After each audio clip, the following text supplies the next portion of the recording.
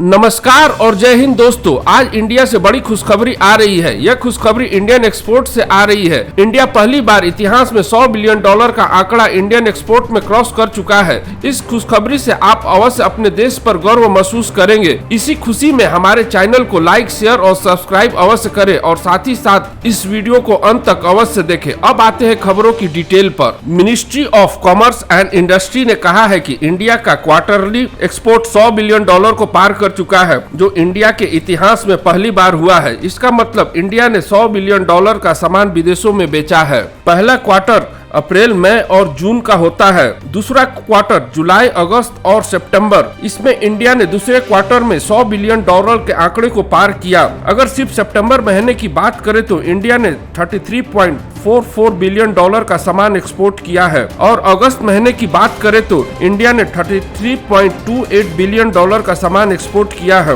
और अगर जुलाई की बात करें तो इंडिया ने $35.17 बिलियन का सामान एक्सपोर्ट किया है। अगर दोनों क्वार्टर को मिला दे यानी पहला और दूसरा तो ये बनते हैं 6 मंथ का। अब 6 मंथ के आंकड़ों की बात करें तो इसमें इंडिया ने टोटल $197.11 बिलियन का सामान एक्सपोर्ट किया है। अगर इसका कंपैरिजन 2020 और 2019 से करें तो 2019 में अप्रैल से सितंबर तक इंडिया का टोटल एक्सपोर्ट $159.16 बिलियन का था और 2020 में अप्रैल से सितंबर तक इंडिया का टोटल एक्सपोर्ट $125.61 बिलियन का था। इसका कंपैरिजन 2020 से करना थोड़ा ज्यादती होगी क्योंकि उस समय कोरोना पेंडेमिक था, तो इसका कंपैरिजन 2019 से करेंगे तो इंडिया का एक्सपोर्ट 23.84% बढ़ा है, जो काफी अच्छा माना जाएगा। अब आते हैं इंपोर्ट के ऊपर। इंडिया ने इस साल के दूसरे क्वार्टर में $275.92 बिलियन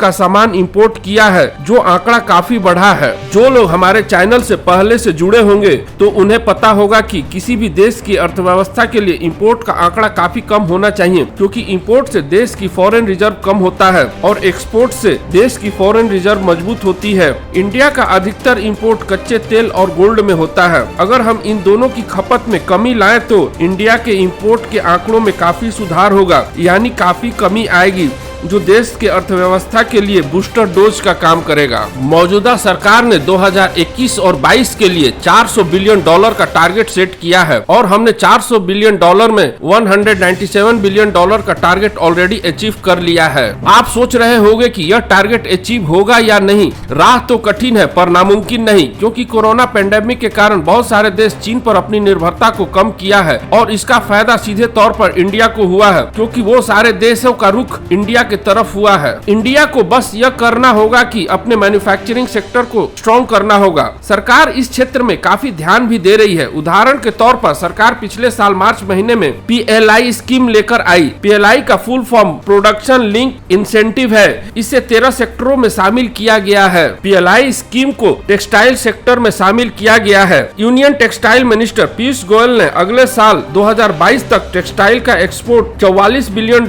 रखा है। करेंट टेक्सटाइल का एक्सपोर्ट $33 बिलियन है। व्यूअर्स, आपको क्या लगता है, इंडिया $400 बिलियन का आंकड़ा छू पाएगा या नहीं? आप अपनी राय कमेंट बॉक्स में अवश्य दें। आप अपना और अपने परिवार का बहुत बहुत ख्याल रखें और खुश रहें। धन्यवाद।